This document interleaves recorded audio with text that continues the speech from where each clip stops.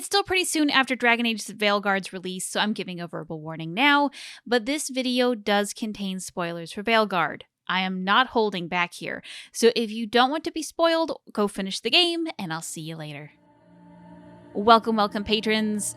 Oh my goodness, it's so good to be back using the old intro and format, and welcome new Dirthalens that subbed from my Intro to Theta series. This is my first real video after the release of Veilguard, and frankly, one of the reasons I've been taking so long is that I just don't know where to start. There is so much I want to say and talk about and whatever. And while I didn't want to start out with this particular topic, there's just some things that were discovered that finally just pushed this topic to the start of my schedule. So finally getting to the point, let's talk about the secret ending. What is it? So some of you might not have even unlocked the after credit scenes, so a quick tutorial on how to do it. There are 3 strange circles that you must collect in order to unlock the ending. On screen are where they all on a map, and all 3 are behind some sort of boss battle. If you aren't sure that you have collected them, check your codex for these 3 entries. The number of entries is how many of the parts you have. After that, once you beat the game, it will play after the credits. Except some of you saw this. The Fade had opened, and the gods were free. Thanks to Solus, they'd woken up to find their empire, their subjects, even their fellow gods, all gone. There is a very weird glitch where if you're playing on PC and have the game installed on an HDD drive, the cutscene after Demeter's Crossing has its visuals replaced with the secret ending. And also, like, just today I heard that, like, apparently some PS5 users might have it too. Like, there's a couple of, like, there might be some more cases where this applies. I have no idea why it does this, and there might even be more cutscene weirdness on this glitch, so like a small PSA if you have this game on an HDD, get it off, if you can. It's acting funky. Now, for those of you who can't be fucked to unlock it, or you just have a glitched game for whatever reason, hopefully they patch it soon, let me show you what it's supposed to be. The storm quelled, the sun dimmed, the wolf defanged. At last, we have balanced.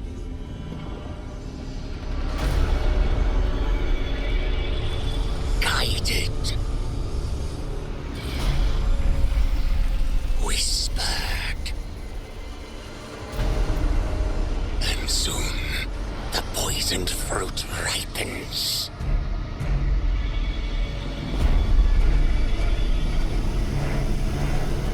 We come.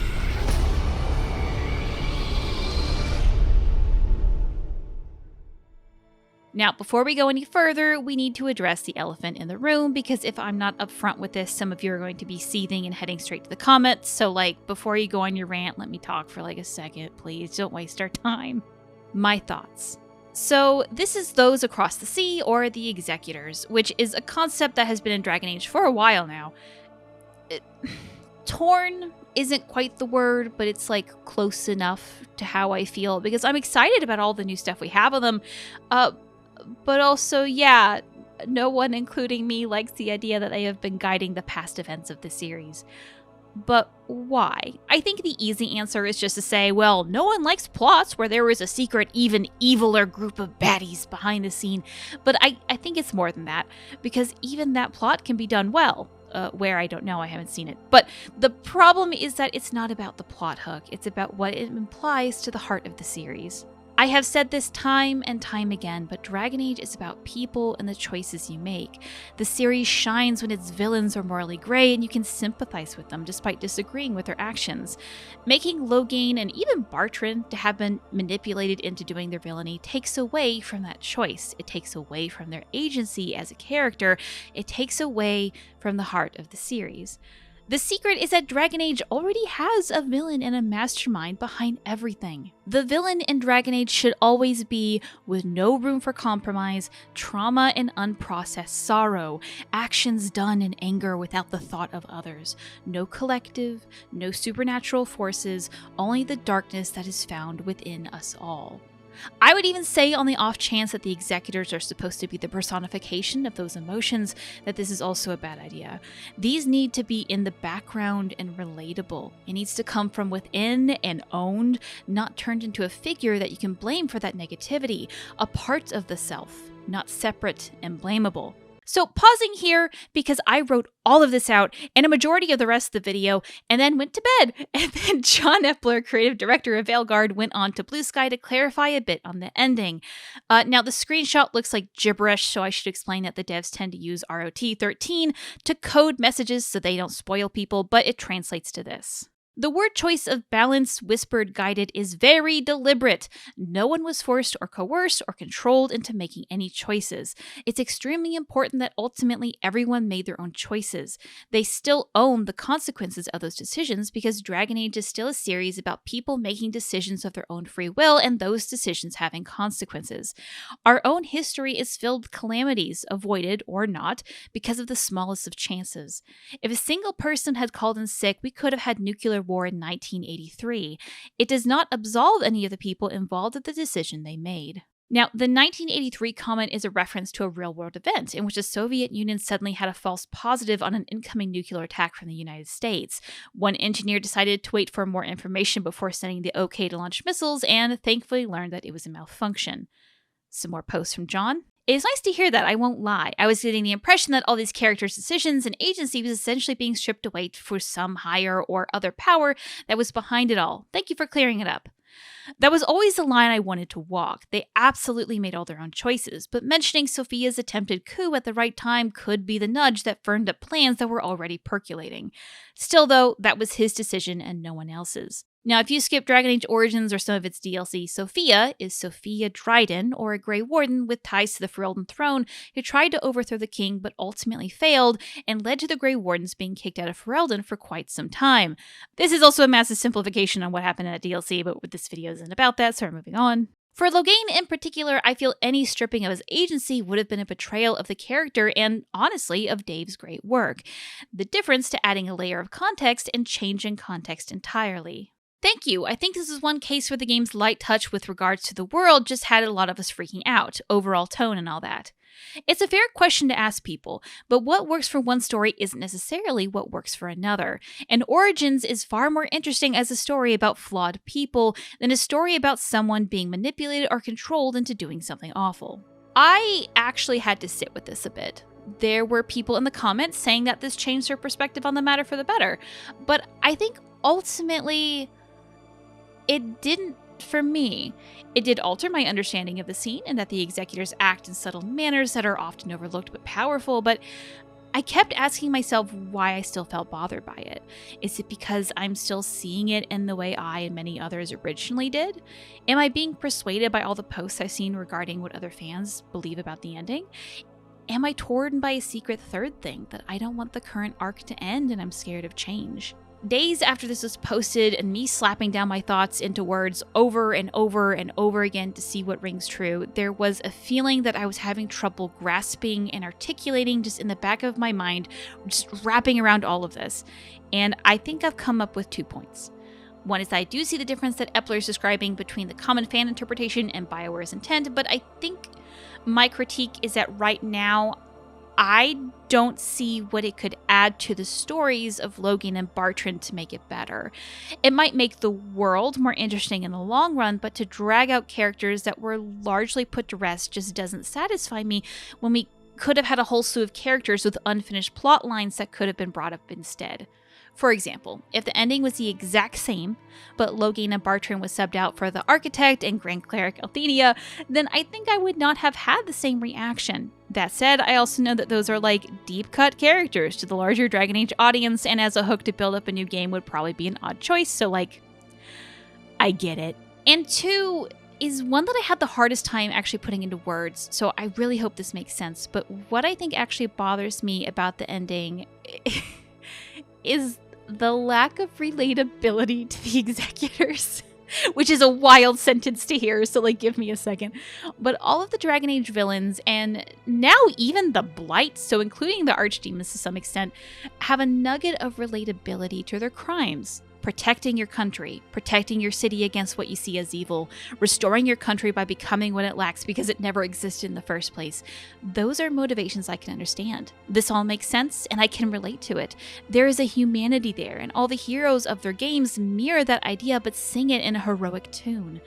But so far, everything we have officially on the Executors paints them as an otherworldly and omnipresent and unknowable, and that doesn't catch my attention. So I say all of this and everything that comes after with this in mind. I'm not trying to erase what I disliked about the secret ending, but I also hold on to the hope that I can be proven wrong, and that maybe something does catch me on fire one day and I look back on this with a new layer of understanding. So with that out of the way, let's talk about the lore we have on these weird little guys. Pre-Veilguard information. So the first time we ever heard about the Executors was in Inquisition, both in the Codex and the War Table missions. In the Codex, very specifically, the Hardened Hightown series, which are small snippets of one of Eric's books, there is one chapter where he talks about the Executors. Also, please excuse this extremely old recording of me reading Hardened Hightown. I will reuse this until I'm dead. Whose seal is that? Oh, it's the Executors, of course. Maisie peered excitedly at the wax seal, holding it up to the window for better light. I should have guessed it from the silly great powers nonsense. There's only been one example, on the letter claiming responsibility for the assassination of Queen Madrigal in 599. And this one is so much better. Just look at that imprint. Any idea how I'd contact these Executors? Donan asked. Oh, they're not real, of course. Everyone knows that. Now, to explain a bit on Queen Madrigal, she was the Queen of Antiva at the end of the Exalted Age. She has become famous as she went out on a hunt and came back with 4 different swords in her chest. Her death was so shocking to the people of Thedas, the Divine at the time actually named the next age the Steel Age in honor of that image. But as you may notice, this is located in a work of fiction in lore. Does that note actually exist? In the book Tevinter Nights, the short story 8 Little Talons brings up the death of the queen, and a group of crow leaders talk about the death as if it was a famous assassination by the crows. Now, while I'm content to assume that the in-lore work of fiction is fictional, I think there is also room here to guess that it could be both. Someone had to make a contract on the queen's life, and it could have been the Executors. Now, all of that aside, the Inquisitor ends up stumbling upon the real faction. Let's read out the entire mission to get her facts on the table. So it all starts with investigate the strange chalk markings. Excerpts from Rector's report. Do you know this sign? A triangle, point down, 2 wavy lines throughout it.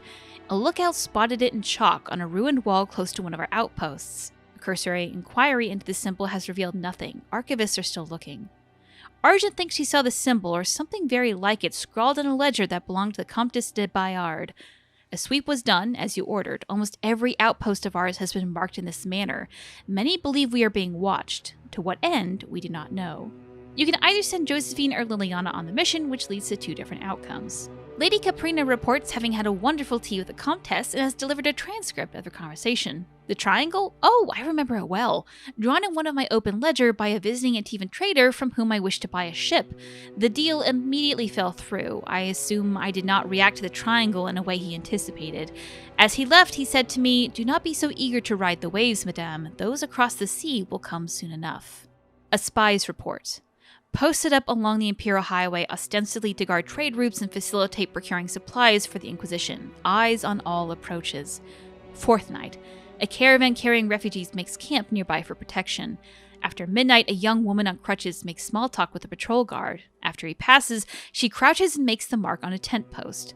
The woman pretends for half an hour to know nothing. When it becomes clear the ruse will not work, she kisses an Andrastian locket and says, "Glory to those across the sea." She dies. The locket was poison. And after you finish that mission, you unlock Unmask Those Across the Sea. I had our people remove the downward pointing triangle symbols from our outpost. They have not made a reappearance, which means little. It's clear someone has an interest in the Inquisition. Someone organized with ties to those across the sea. We've eliminated the Canari as most obvious suspects. Nonetheless, knowing who they're not does not tell us who they are, what they're doing, or why. They're clever, we know that, and they have resources. but so do we, and they should learn that they are not to toy with the Inquisition. Liliana. For this one, you can either choose Liliana or Cullen.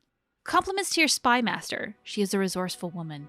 Once she traced her agent to Kami and Brea, the match was ruled in her favor. Tell Sister Liliana to call off her dogs. Save them for Corypheus. We suspect also that she has gotten all that she can from Sir Helmuth.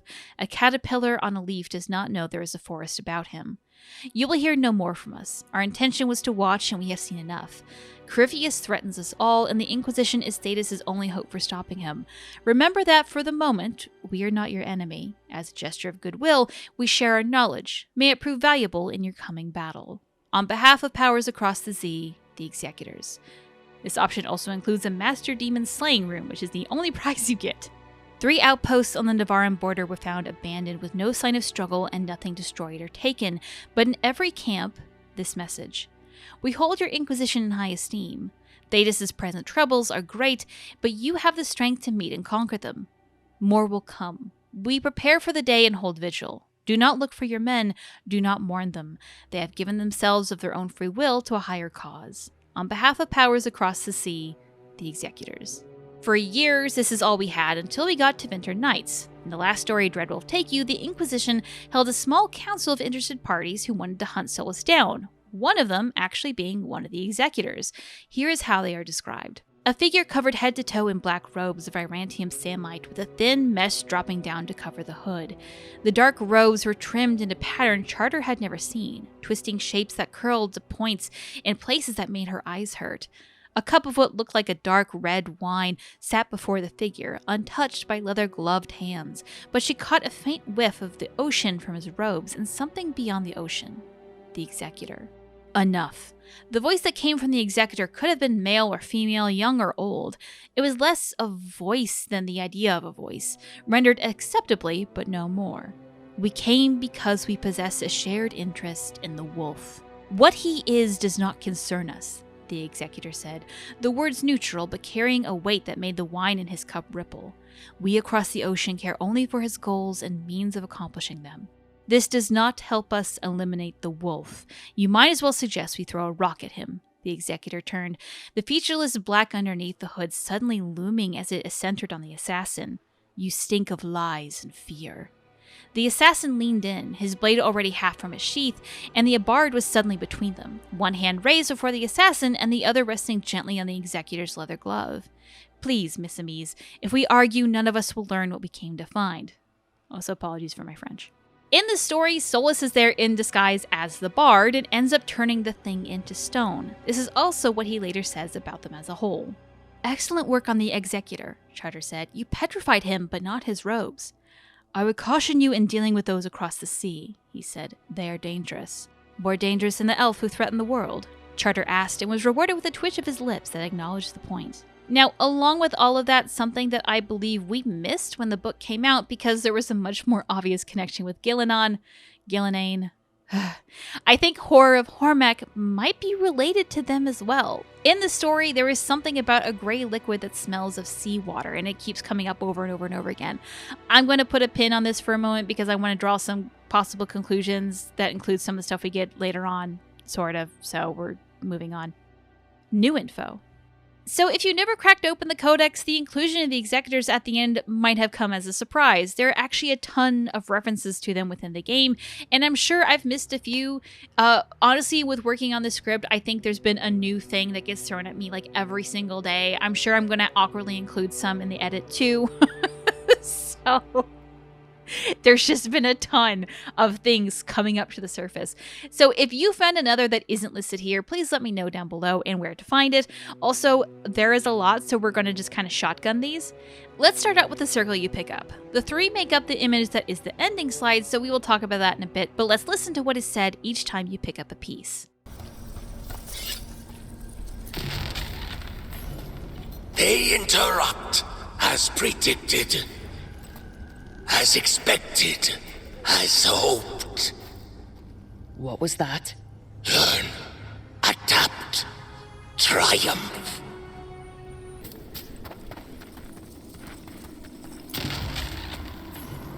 You return, we are content. Why are you here? What do you want? Not now, not yet. We will show you soon. This just gets weirder every time. Fascinating. Unforeseen. Who are you? Must not reveal. Must not alarm. Soon, though. Very soon. Now, along with that, you also gain a codex. Now, the first codex is from a Dalish elf who also found a bit of this mysterious circle. Not the whole thing, but like a bit. Noting that they don't think it's from the Evanuris, nor the Forgotten Ones, because this item doesn't feel elven, nor does it feel evil, it feels wrong. The second codex is from the same elf, and they found a complete circle in the Deep Roads. The writer had been chasing a Hala that had somehow wandered into the Deep Roads and was found cowering in the presence of the circle. The air in the chamber it was found in is described as greasy, and a magical light that was cast by the elf flickering out soon after being casted. The circle itself is cold to the touch even when next to fire, and covered in black triangles and white lines. The final codex, again from the same elf, describe how they had been looking for more information on the circle, finding a clue in a report from Clan Sabre, a collapsed section of the Deep Roads that smelled like seawater. They went into the ruin and pushed further than the previous scouts had, and that's when they saw them. They looked like a masked person, though oddly dressed. Gray robe, gray helmets, and a mask. Then they moved. Fast. They were suddenly in front of me, and they were reaching out, but there was something wrong with their arm. It was changing, shifting. Eventually, the thing is hit with an arrow in the chest, and while the two elves are escaping, they could feel the entity growing bigger. In the Codex Beyond the Sea, Emmerich writes a letter to Bellara describing what he knows about the lands outside of Thedas. All the information is largely old to us, it's just kind of summarizing old lore, but he notes that the lands to the east, called Amaranth, has been described as either an untouched paradise or filled with settlements made of crystal and obsidian without a single soul inhabiting them. In another codex, it's described that in ancient Tevinter, when they still worshipped the old gods and they spoke back, followers of Lucican and Erthemiel had a disagreement. Erthemiel's followers wanted to build a shield around the city to defend against those across the sea, while Lucican wanted to create weapons, which, based on the description, are the same weapons seen at the start of the game. In a note, the Andrul had used the life force of slaves to create a ward, which she had claimed was to defend Arlathan from enemies across the sea, but was actually empowering her. We also have an actual voice line from the listening tree in the crossroads where Gillenane and Elgar'nan talk about their dreams. What of your dreams? A discordant refrain and shadows, nothing more. In our prison there was more. I dreamed the songs of the living abyss. And now, masked eyes across the sea. A storm that drinks the sky. The future is intangible. Only the past and the present matter. In Minrathous, there was also a note from one of the paper vendors mentioning those across the sea, and there's even a voice line in a crowd about the Executors as a myth, but I've yet to trigger it myself, but the gist is that the Executors are known but considered almost a conspiracy theory. There also seems to be more Watch exclusive dialogue with Emmerich about a stillness in the Fade, and thank you to Kira for this clip. And yet... There's so much more than spirits in the Fade. Entities and instrumentalities we know only by their shadows. If you've spotted something in the Fades... I'm not sure. It's only an occasional stillness where movement and light should be. Let's hope I'm imagining things. We also have the achievements from getting to Endslide, which again references this poison fruit and shows, I'm not even sure what I'm looking at, like a helmet with a bunch of eye holes and like a little frill on the top or whatever.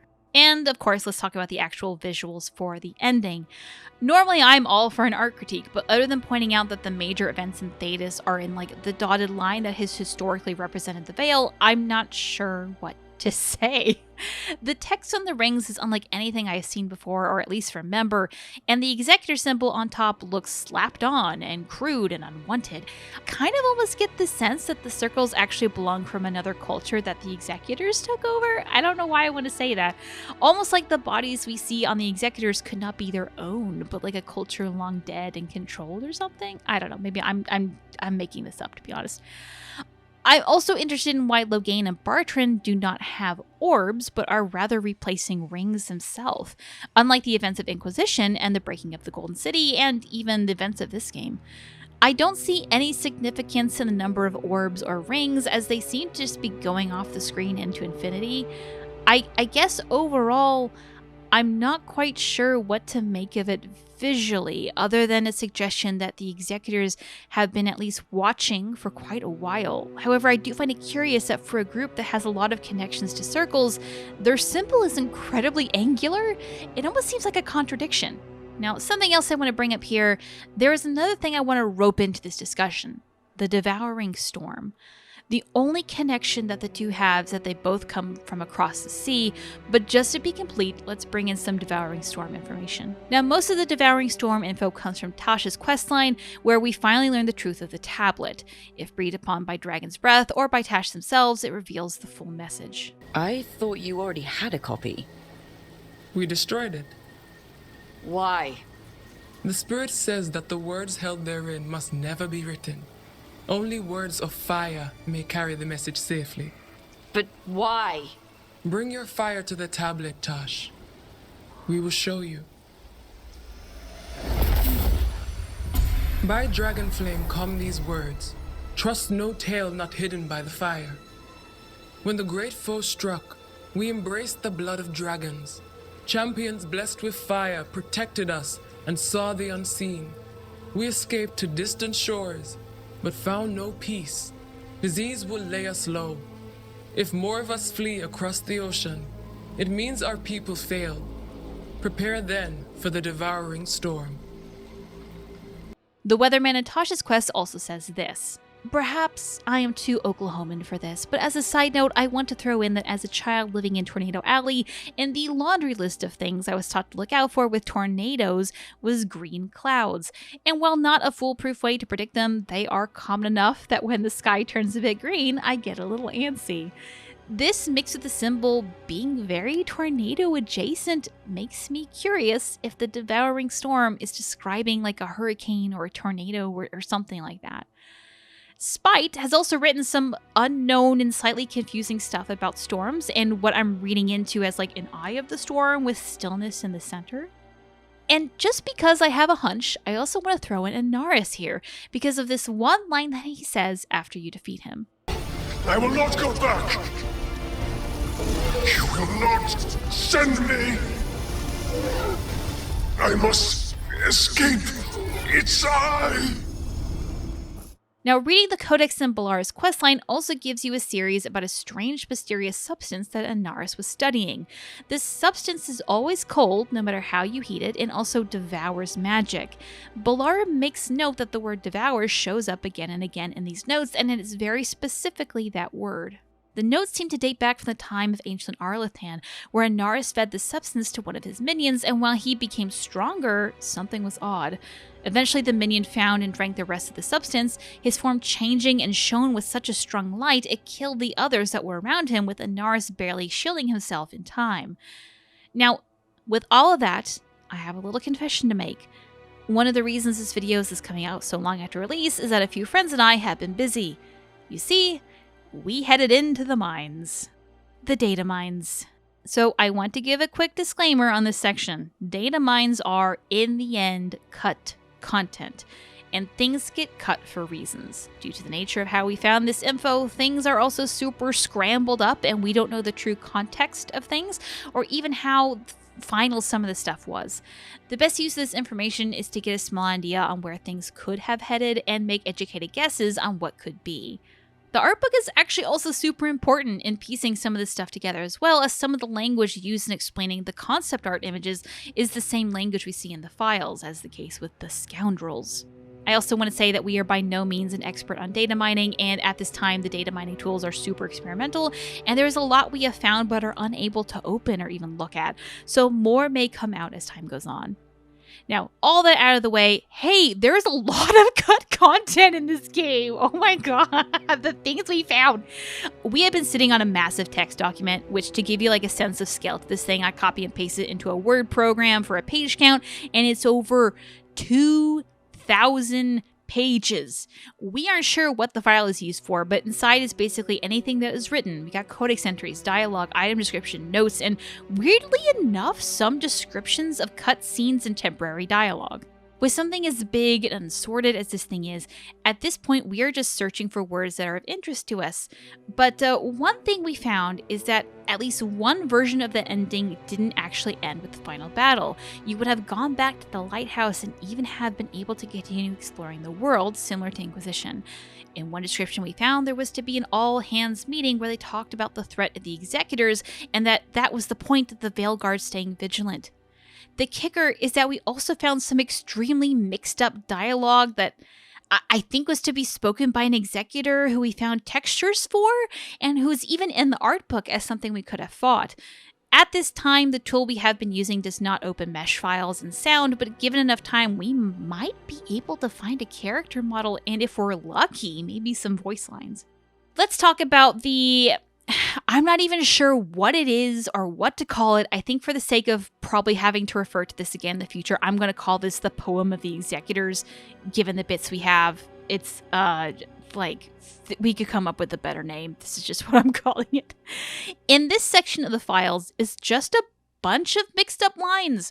The words executor is all over here, and there are clearly titles and verses, but I have no idea what the order is. And it's some really juicy stuff, but again, given how mixed up this is, I hesitate to try and draw conclusions. There might even be lines in other places are missed, and some of this could just be lines from other parts of the game that are mixed in. I will say, given the format is completely different to some of the other dialogue we have, so I do think these are chunks that are related, but I'm not 100% sure either. But let's talk about some highlights. There is one line that looks like a title called Sublimation of the Executors. Now that alone is quite a word. For those that skip science class or English as a second language, sublimation is the process of a solid becoming a gas while skipping the liquid state.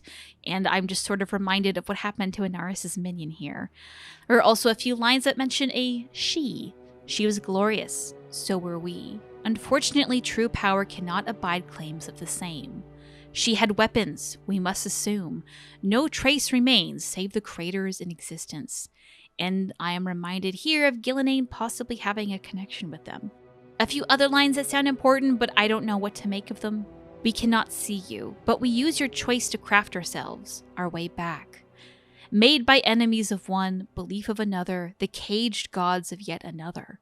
Are we up to this task? The path that leads back? The storm will decide. The highest dragon.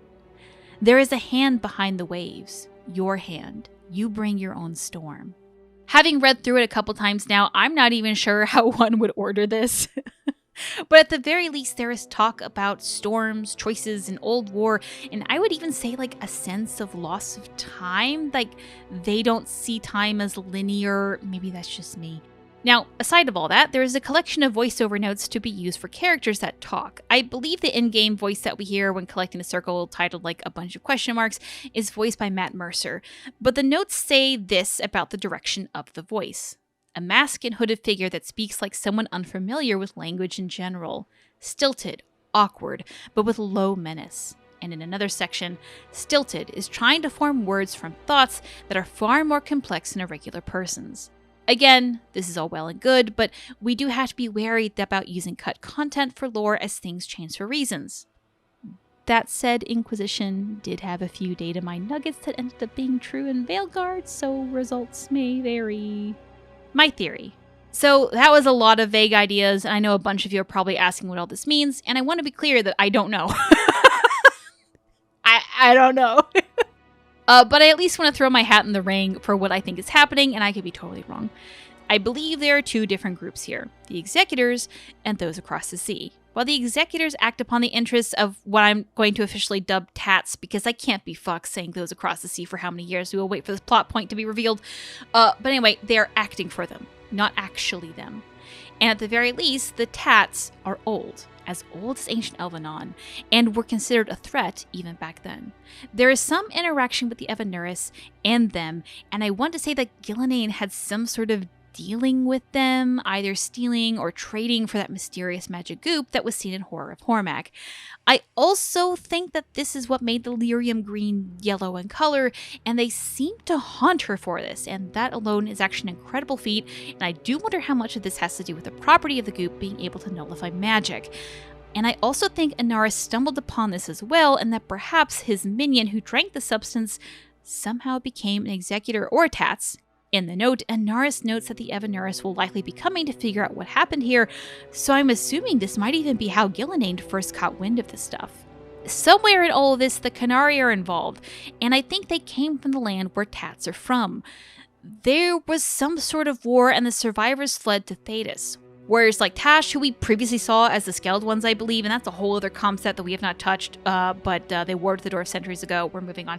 But they were made to fend them off somehow, but it seems like it was not enough. So trying to shorten this even further, Tat seems to be an ancient being from across the sea, and the executors work for them. They're able to nullify magic, but are possibly weak to dragonfire. Ghilanane and maybe Inaris had some dealing with them, and they didn't seem too happy about it, and they are a force that Solus warns you against, yet they're also interested in him and his actions, because it affects them somehow. The question we have now is, what do they want? What is the poison fruit, and what makes it ripe now? The ending bit makes it seem that the elven gods were partly the reason why they didn't act. However, they were locked away and asleep for centuries. Why act now? My guess is blight related. Perhaps they are sensitive to the blight, and with that largely changed and out of the picture, they can do whatever they want to do. That would then make Thedas the poisoned fruit, poisoned by the blight. There is another thought here that perhaps, given the title of Devouring Storm and the goop's ability to fizzle out magic, they might consume magic or dreams. If all they wanted was land, they could have easily done so by now. And from here, I don't know. I really don't. But I want to leave you with one thing. Whatever they are, this goop, this substance that absorbs and chills and seems to twist flesh to horrible monsters, if this belongs to the Tats, then it's something the Qunari feared, and they tried to fight back with the power of dragons.